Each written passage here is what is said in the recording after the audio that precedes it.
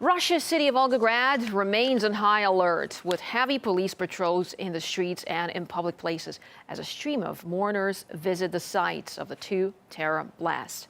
Victims' funerals continue daily, while more than 60 who were injured are still in hospital. Some are desperately ill, with doctors unsure whether all will survive. Next, the story of a 9-year-old girl who was caught in the first bombing. It was just another day for Yuri at Volgograd's main train station, but suddenly it all changed.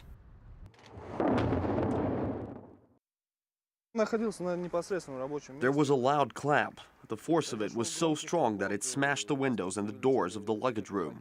I got up and rushed in to help people. It was the first of two explosions that rocked the city just days before the new year.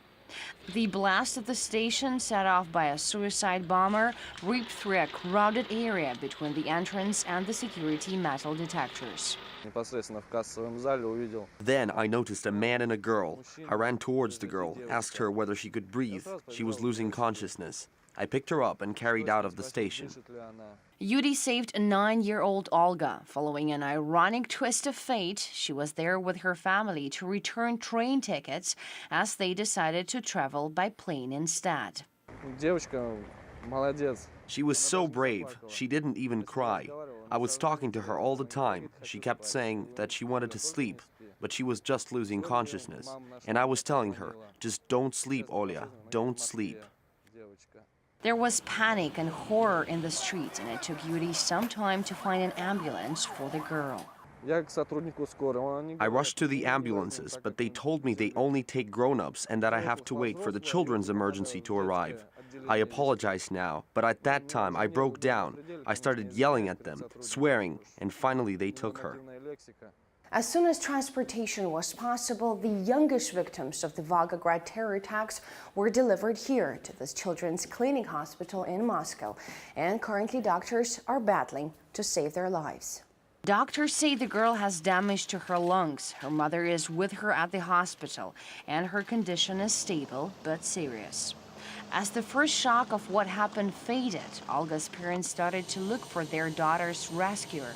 They even posted a call for help on a social network. Please help us identify the man who carried our Olya out of the train station after the bombing on December 29, 2013. He told her not to fall asleep. The girl remembers him, has been asking about him for 2 days straight. We really want to tell him thank you. We will meet again definitely. I will wait for her recovery and we'll keep in touch. Madina Kochno, RT, Moscow. And our website has more stories of survival, including the youngest victim to have suffered in the double bombings in Volgograd. She's just 3 months old and lost her mother and grandmother in the horror of the second explosion. Online, we tell you what saved her life.